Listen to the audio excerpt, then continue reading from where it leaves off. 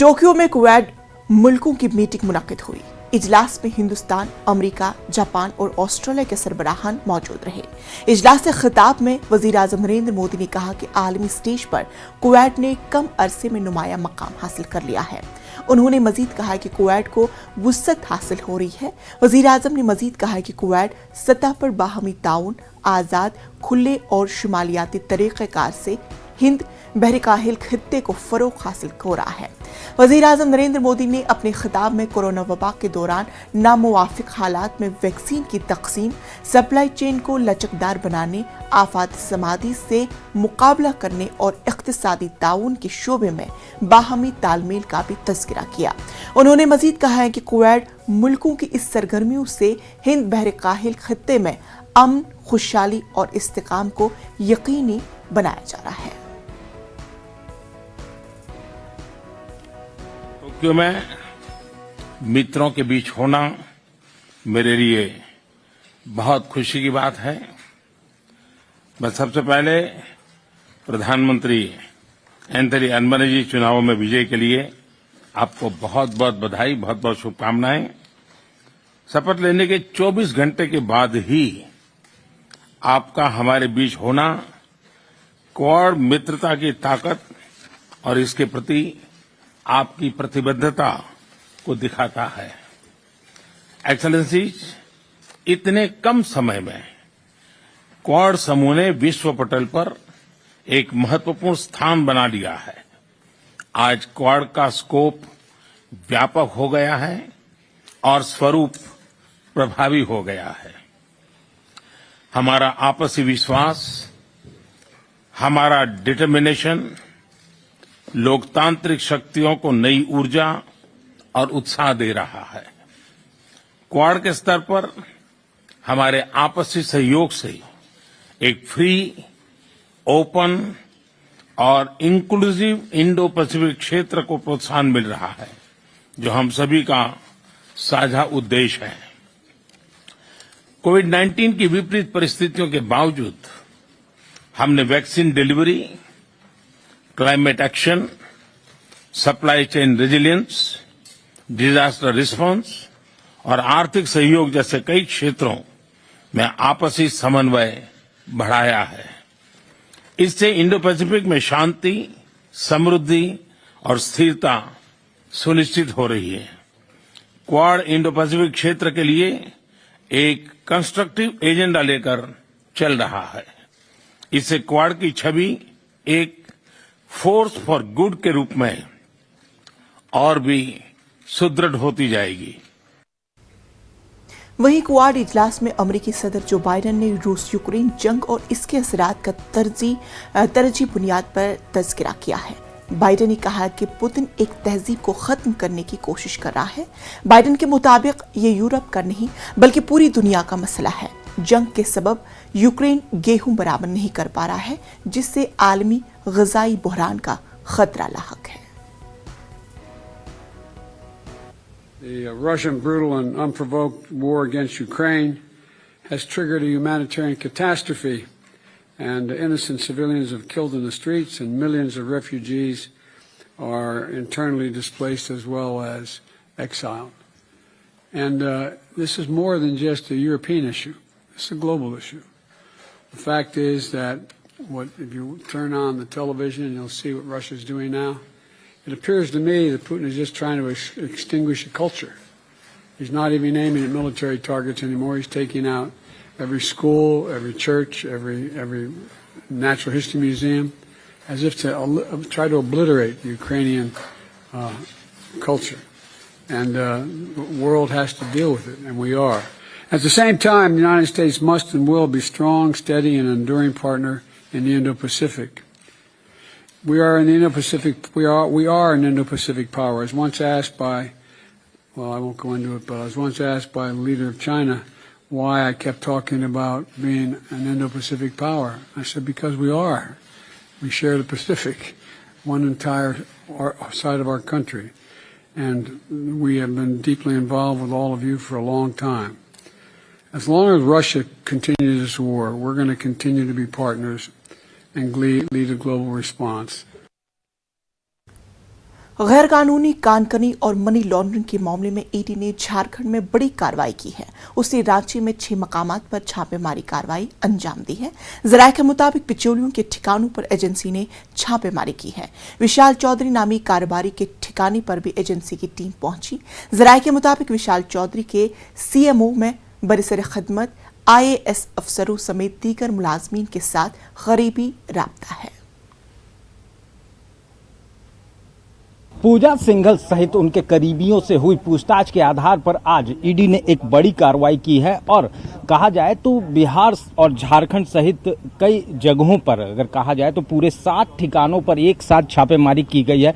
रांची में करीब 6 लोकेशन पर एक साथ छापेमारी चल रही है। इस वक्त हम आपको विशाल चौधरी के घर का नजारा दिखा रहे हैं, जहां पर अंदर जो है वो ईडी की टीम छापेमारी कर रही है और दस्तावेजों को खंगालने का काम कर रही है। तो जाहिर तौर पर कहा जाए तो ईडी की एक बड़ी दबिश है पिछले दिनों, जहां एक साथ 20 ठिकानों पर छापेमारी हुई थी, उसके बाद एक साथ 7 ठिकानों पर छापेमारी। ये बताता है कि ईडी को कई अहम जानकारियां पूजा सिंघल सहित उनके जो करीबी हैं वहीं सीए सुमन कुमार से पूछताछ और साथ में कई अन्य लोगों से हुई पूछताछ के आधार पर मिली है, जिसके बाद ये छापेमारी की जा रही है। देखना होगा कि इस पूरी छापेमारी के बाद क्या कुछ इनपुट निकल कर आते हैं और किन किन लोगों का नया नाम जो है वो इनके साथ जुड़ पाता है और इस मामले में ईडी को कितनी सफलता मिलती है। तो फिलहाल इस वक्त ये छापेमारी का दौर रांची में पूरी तरह से जारी है। देखना होगा शाम तक किस तरह के इनपुट आते हैं। कैमरामैन संजीव तिवारी के साथ ओम प्रकाश, न्यूज़ 18 रांची। हमारे साथ रांची से हमारे नुमाइंदे ओम प्रकाश हमारे साथ जुड़ चुके हैं। ओम प्रकाश, झारखंड के मुख्तलिफ मकामात पर ईडी की जानिब से छापेमारी, सबसे अहम बात कि आला अफसरान के साथ रवाबित। जी बिल्कुल, बात की जाए तो रांची में जो प्रवर्तन निदेशालय ईडी की टीम है उसके द्वारा लगातार दबिश दी जा रही है और इस वक्त हम दिखाना चाहेंगे कि विशाल चौधरी जो कि काफ़ी कौशल विकास केंद्र भी चलाते हैं और कहा जाए तो इनका काफ़ी अच्छा पैठ है झारखंड के अफसरों के बीच और इसी वजह से पूछताछ में पूजा सिंघल और जो सीए सुमन कुमार हैं उनसे हुई पूछताछ के आधार पर इनके इनपुट मिले हैं। वहीं पर कई अन्य लोगों से भी पूछताछ हुए थे, उस आधार पर विशाल चौधरी का नाम उसमें सबसे ऊपर आया, जिसके बाद आज ईडी की टीम इनके ठिकानों पर छापेमारी कर रही है। रांची के अरगोड़ा इलाके स्थित अशोक नगर में रोड नंबर 6 में इनका ये मकान है, जहां पर ईडी की टीम अभी फिलहाल छापेमारी कर रही है। देख सकते हैं कि जो मैट्स वगैरह भी यहाँ पर बिखरे पड़े हैं ये भी जांच के दरमियान ही ईडी अफसरों के द्वारा पलटे गए हैं, ताकि उसके नीचे भी अगर कुछ सुराग मिल सके तो उसकी भी जांच की जा सके।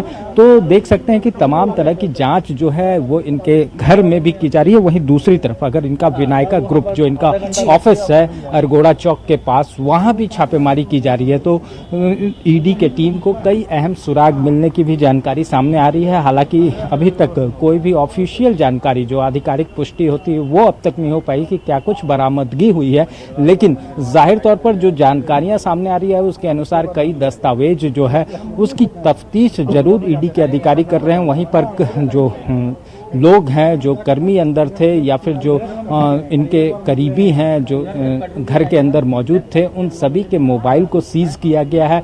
मोबाइल की भी जांच की जा रही है और दूसरी तरफ जो भी डिजिटल इक्विपमेंट्स हैं उनकी भी तफ्तीश जो है वो पूरी तरह से यहाँ पर की जा रही है। तो कहा जा सकता है कि इस छापेमारी में कई अहम जानकारियां सामने आ सकती हैं। ये छापेमारी के खत्म होने के बाद कई हो सकता है कि कई जानकारियां ईडी को मिले और इसके बाद जो इस आधार पर कई अन्य लोग हैं जो अब तक इस छापेमारी या फिर कहा जाए तो ईडी की दबिश से दूर हैं, उनके गिरेबान तक भी ईडी की टीम पहुंच सकती है। तो थोड़ा इंतजार करना होगा कि देखना होगा कि आने वाले समय में किस तरह से लोगों के नाम सामने आते हैं और कौन से वो सफेद पोश लोग हैं जो अब तक पर्दे के पीछे से खेल रहे थे, उनके गिरेबान तक कब तक ईडी की टीम पहुंच पाती है। जी बिल्कुल प्रकाश, ये बताया कि क्या इससे पहले विशाल चौधरी का किसी भी तरह का कोई क्रिमिनल रिकॉर्ड रहा है?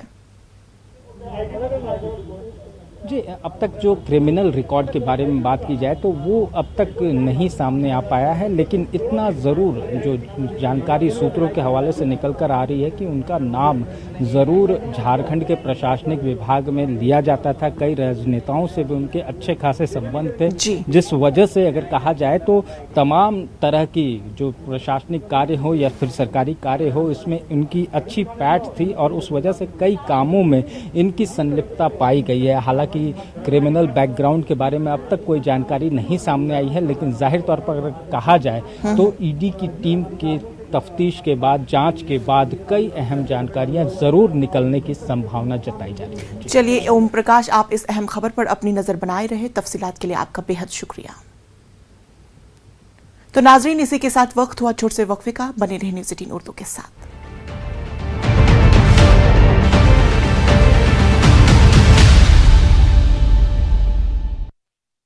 साथ साथ भाग लिया। Mr. President, it's always a pleasure to meet you, and today we also participated together in a very positive and useful Quad Summit. Bharat और अमेरिका की स्ट्रेटेजिक पार्टनरशिप सही मायने में एक पार्टनरशिप ऑफ ट्रस्ट है। The India-America strategic partnership is in the true sense a partnership of trust. हमारे साझा मूल्यों और सुरक्षा सहित कई क्षेत्रों में हमारे समान हितों ने इस ट्रस्ट के बॉन्ड को मजबूत किया है। Our common interests in defense and other defense and other matters, and our shared values have indeed strengthened this bond of trust between our two countries. हमारे पीपल टू पीपल रिलेशंस और घनिष्ठ आर्थिक संबंधों में भी हमारी पार्टनरशिप को unique बनाते हैं। Our people-to-people relations and our strong economic cooperation makes our partnership even more unique. हमारे बीच ट्रेड और निवेश में भी निरंतर विस्तार होता जा रहा है, यद्यपि ये हमारे पोटेंशियल से अभी बहुत कम है। Our trade and investment relations are also steadily on the rise, but they are still well below potential. मुझे विश्वास है कि हमारे बीच India USA investment incentive agreement से निवेश की दिशा में कॉन्क्रीट प्रगति देखने को मिलेगी। I am absolutely confident that with the conclusion of the India-USA Investment Incentive Agreement, we will see concrete progress in investment between our two countries. हम technology के क्षेत्र में अपना द्विपक्षीय सहयोग बढ़ा रहे हैं और वैश्विक मुद्दों पर भी आपसी समन्वय सुदृढ़ कर रहे हैं। We're also increasing bilateral cooperation in the domain of technology, and even on global issues, we cooperate closely. हम दोनों ही देश के इंडो पैसिफिक क्षेत्र के बारे में भी समान नजरिया रखते हैं और न सिर्फ द्विपक्षीय स्तर पर बल्कि अन्य लाइक माइंडेड देशों के साथ अपने साझा मूल्यों और साझा हितों को सुरक्षित रखने के लिए काम कर रहे हैं। We both share similar views on the Indo-Pacific, and at the bilateral level as well as with like-minded countries, we continue to work to protect our common concerns. Quad और कल घोषित आईपीएफ इसके सक्रिय उदाहरण हैं। आज हमारी चर्चा से इस पॉजिटिव मोमेंटम को और गति मिलेगी। The Quad and the IPEF are two important examples of this cooperation, and I believe that our discussions today will give even further speed to this positive momentum.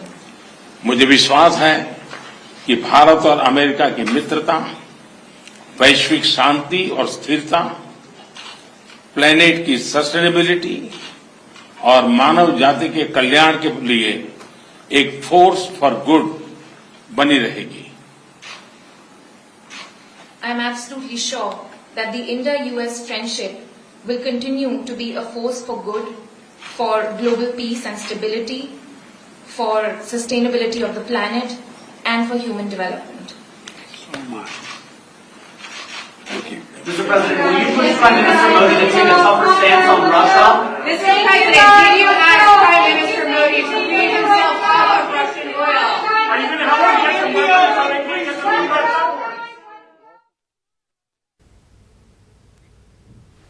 तो नाजरीन आपको बता दें, इस वक्त अमरीकी सदर जो बाइडेन और पीएम नरेंद्र मोदी के दरमियान बाहमी ताल्लुकात के दरमियान बातचीत हो रही थी। कई अहम मुद्दों पर तबादले ख्याल किया जा रहा था। तो इस वक्त की बड़ी खबर आपको बता दें, जौहर यूनिवर्सिटी के हिस्से को मुनहदिम करने की मुमकिन कार्रवाई का मामले के ताल्लुक से ये खबर आपको बताई जा रही है। आजम खान की अर्जी पर जल्द समाअत को अदालत तैयार है। इस हफ्ते कोर्ट करेगा समाअत। तो बड़ी खबर, जौहर यूनिवर्सिटी के हिस्से को मुनहदिम करने की मुमकिन कार्रवाई का मामला, आजम खान की अर्जी पर जल्द समाअत को अदालत तैयार है और इसी हफ्ते कोर्ट समाअत करेगा। तो बड़ी खबर आजम खान के ताल्लुक से कि इसी हफ्ते कोर्ट समाअत कर सकता है।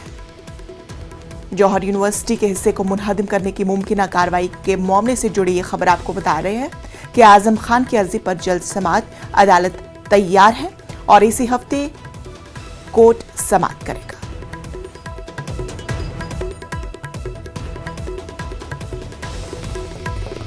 बड़ी खबर आजम खान के लिए, जौहर यूनिवर्सिटी के ताल्लुक से बड़े हिस्से को मुनहदिम करने की मुमकिन कार्रवाई के मामले के ताल्लुक से खबर आपको बता रहे हैं कि सुप्रीम कोर्ट आजम खान के लिए राहत की खबर। आजम खान की अर्जी पर जल्द समाअत करने के लिए अदालत तैयार है और इसी हफ्ते समाअत कोर्ट करेगा। इस तरह का अंदेशा जाहिर किया जा रहा है।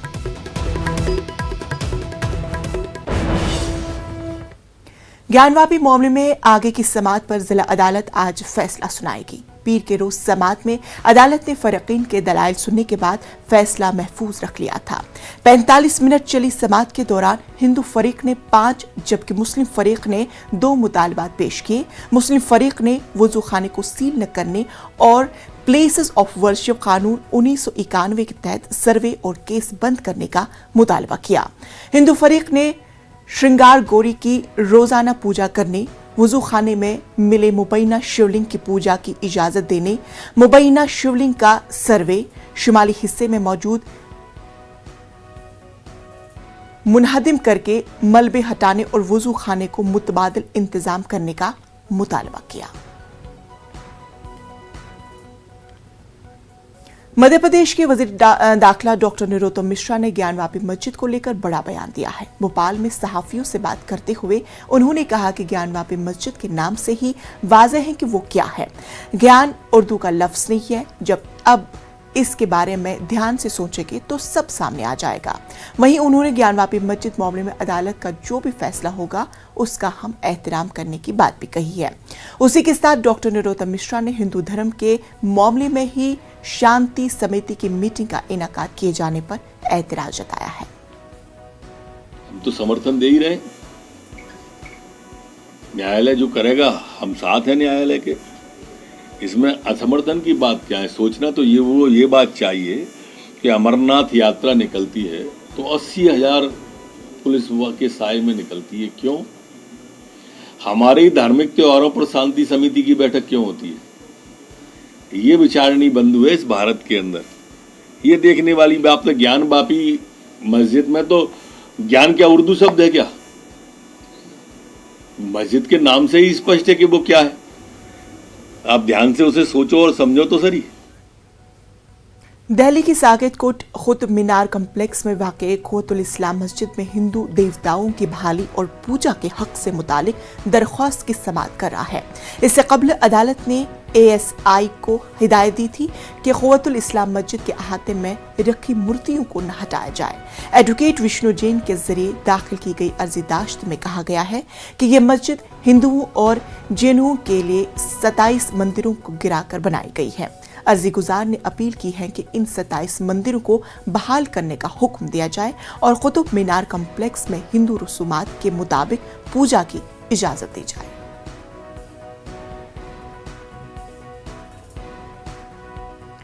बीजेपी एमएलए और राजस्थान के साबिक वजीर तालीम ने मदरसे तालीम पर सवाल उठाए हैं। आसाम में सरकारी इमदाद से चलाने वाले मदारिस को आम स्कूलों में तब्दील किया जा रहा है। इसकी हिमायत में सामने आते हुए देवनानी ने आसाम की तरह राजस्थान में भी मदारिस को बंद करने का मुतालबा किया, लेकिन इस मुतालबे पर बीजेपी के ही deputy leader of opposition Rajendra Rathore ने मदरसे की तालीम में बेहतरी की वकालत तो की, ताहम उन्होंने मदरसे तालीम की हिमायत भी की है।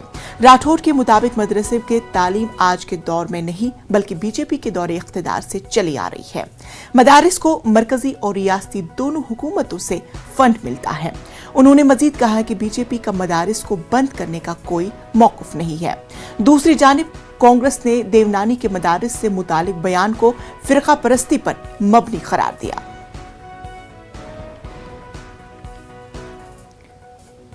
आसाम के वजीर आला हिमंत बिस्व शर्मा ने मुल्क में मुकम्मल तौर पर दीनी मदारिस को बंद कर दिए जाने की वकालत की है।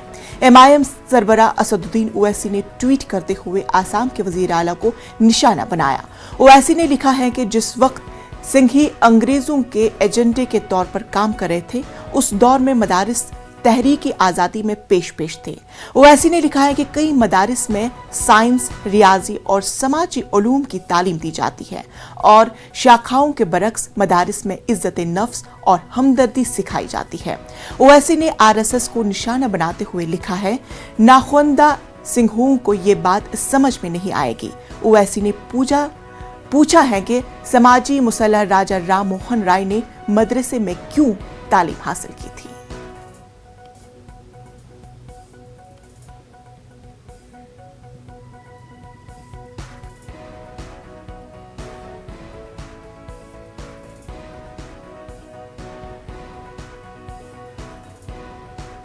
तो नाज़रीन, खबरों में फिलहाल इतना ही। मुझे दीजिए इजाजत। आदाब।